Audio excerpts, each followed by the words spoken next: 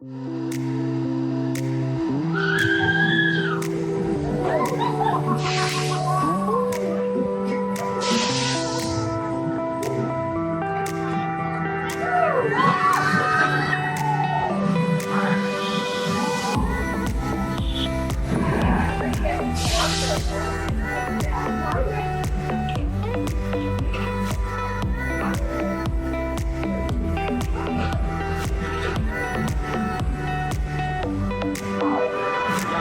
it's a launch coaster that uses magnets to take the trains to the highest point of the ride, unlike rides like Cheetah and Montu that use like a bicycle chain to take the trains to the top.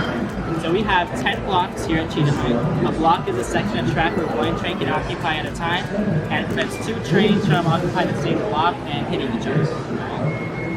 A block is also where a train can safely be restarted, relaunched, or safely get guests off the ride. So we have 10. We have launch 1, which is behind this building right here, which takes riders up to 45 miles per hour, followed by launch 2, which takes riders up to 62 miles per hour. Then we have block 3, which is main purpose is that we can run 2 trains at a time. Then we have launch 3, which takes riders up to 55 miles per hour, followed by our 4 waiting blocks and then our 2 stations. So altogether that's 10. And it uses what's called LSMs, or linear synchronous motors. These white things right here, they're called stators. We have 64 of them here at launch 2, and 22 of them are liquid cooled with glycol. Oh. Train's gonna go by, it's gonna be loud, so let's get this second.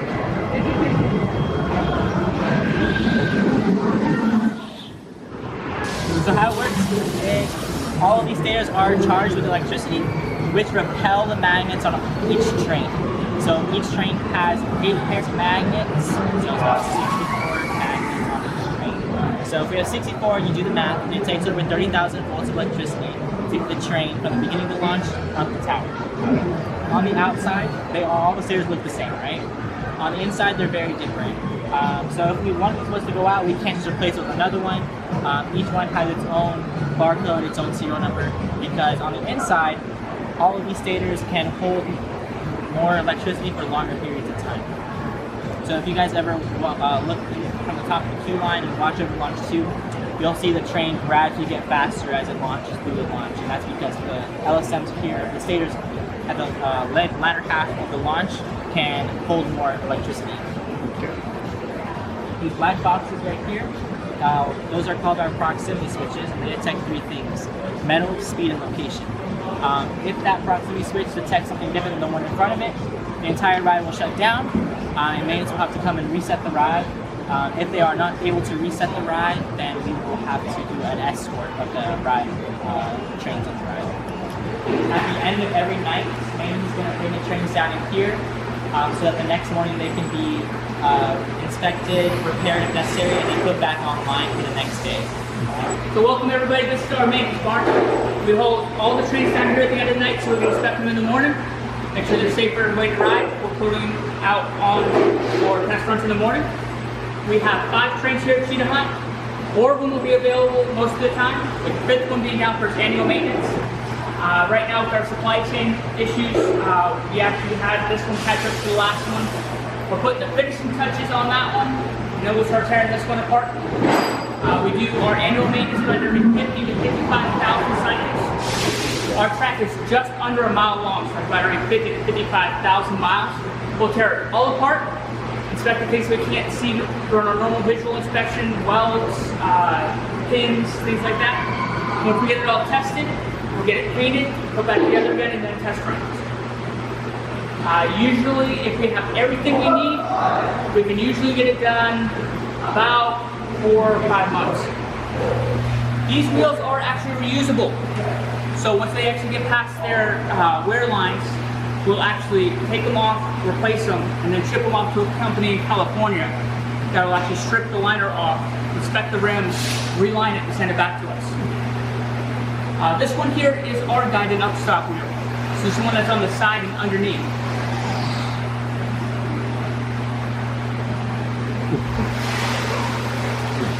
This one here is our pilot car wheel. So this is the one that's underneath the Cheetah head. This one helps guide it around the track. one underneath our main load-bearing wheel, so underneath all the coaches with people on it. This one is heavy.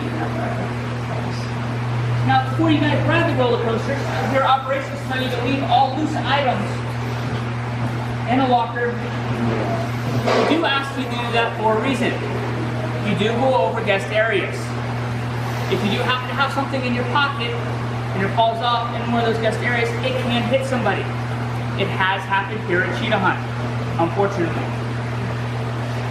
Also, it can get caught in our equipment. Wow. So what happened here is a cell phone got caught in between the wheel and the track. So instead of spinning properly, it just started skidding along. And then your cell phones come back looking like these. Underneath here, this is our magnet rod. There are 8 pairs of magnets per coach.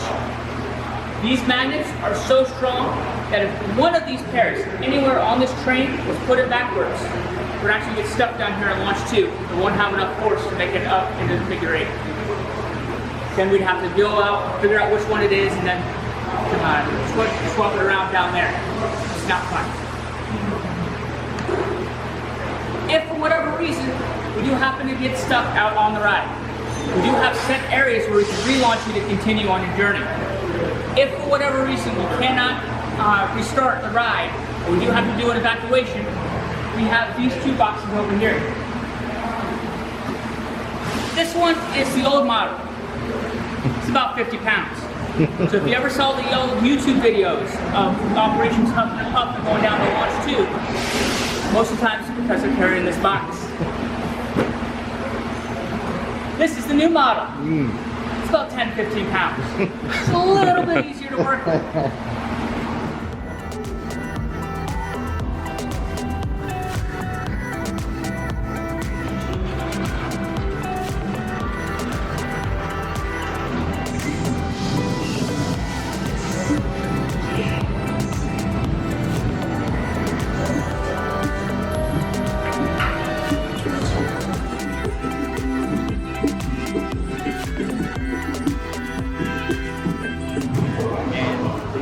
Cobra skirts, it's our only spinning coaster. So this is the only coaster when you go on the track, you actually get to spin around. We'll go over a few things on the other side. You actually get to see like how our trains spin around the track and like what part of the track they actually spin, and then how would you be able to get like the most spins out of the ride. In Cobra skirts, we have 13 blocks. That means there are 13 different areas of the track that our train can stop or only occupy one train at a time. Cobra skirts have the most blocks out of any rides we have here. And if you look at the ride itself, we have 2 different lifts. One is this one right here, this is our elevator lift. So it's basically 2 elevator platforms that will pick up the train as soon as you dispatch from the station. It'll pick up the train, lift it up all the way, and then it will release the brakes once you make it on the top. Cobra skirts turn brake or block brake. This is the part of the ride where you first get to turn around. So right now they're turning around, and then from here onto the top of the lift, they're going to go backwards. So from here they're going to go backwards on this, and then once they make it onto the top of the lift, they're going to keep going backwards. And the free spinning part starts as soon as you leave the second lift. So as soon as you leave the second lift, that's when the clutches will engage and it will start free spinning. And if you look at our turn brake, you'll see those like yellow lines underneath the track. Those are our bus rails. So we have a battery pack underneath every single car. So we have 2 cars per train, and then every single car we have a battery pack. What it does, it basically engages the clutches that lets the train free spin. So once the train makes it to the turn brake, there are like a charging mechanism, brushes that will connect to the bus rails, and it will know like what part of the ride. And those are the battery packs that keep charging every time the train goes to turn brake and in the station. if you look at like the layout of the track, it's supposed to look like a snake's body. So that's why there's like so many turns and like small hills. It's like supposed to look like that you're on the snake's body when you're going around the track. Every time a train goes past 55,000 dispatches, they would have to take it offline. Basically strip it down like one over there. Inspect everything and then rebuild the train. One of the ways that we can tell if your seatbelt is pushed in all the way is we have this indicator over here. So right next to this lap bars, if it's in red, then it needs to push in a little more. If it's in green, that means it's good. But this is like a rough estimate, but the panel operator can actually tell. Like sometimes if you your seat is not pulled in all the way, it'll make it to the front of the station and it'll stop itself. This is the Cobra Skirts panel. Right now Carolyn is operating the panel, just making sure everything's working properly. Then for every single block that the ride can stop, we have these cameras to make sure that you can watch the ride, make sure it's you see where it stops or something like that. It basically shows you the track layout, and every single area that's yellow, that means there's a train in that block occupying. Whenever the train makes it to the front of the station, we can see the seats to make sure like they're pulled in all the way. So like this one, all the seats are good, and it's going to dispatch. Just in case one of the seats is not pulled in all the way, it's going to stop. Like, just in case anything goes wrong, you can stop the ride. So we have our station stop. That means anytime we just need to stop the station, so anything that's like not safety related, probably like just in case you have a kid who starts to panic when the train is towards the front. For example, like during an escort, then we would shut down the ride and then put a lockout on. So for Cobras, we hit the E-stop and there's a latch over there. We'll put it over the button and then we'll put our lockout, which looks like this. There's a hole on the side of the latch. We'll have it go through and then put your lock on it. That way nobody can start up the ride while you're in a restricted area. And then you can basically keep your key on you at all times.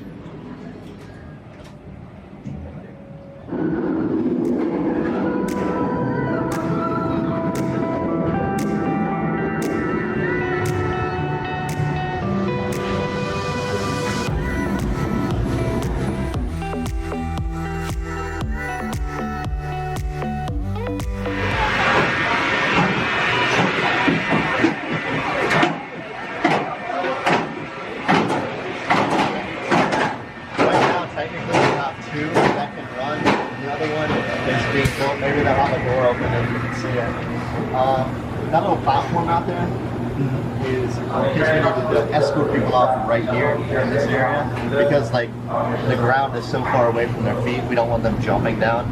We put that platform under their feet, makes getting them off a lot easier. Keep walking down. You can see how big the wheels actually are on this ride. It's 500.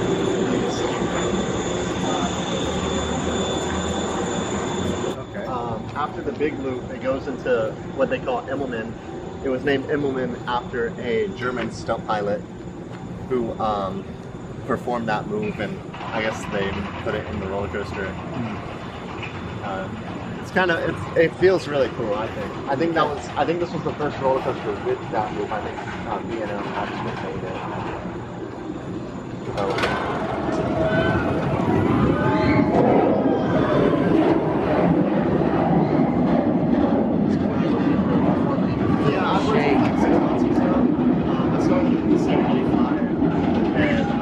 Up the supervisor.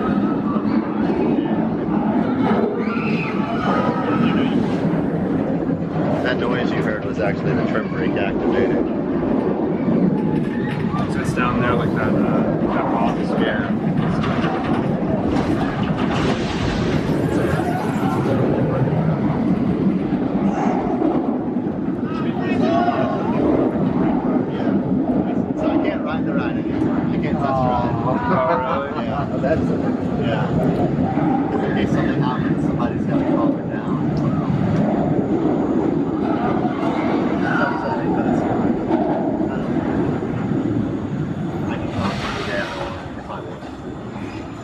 I just don't want to do it.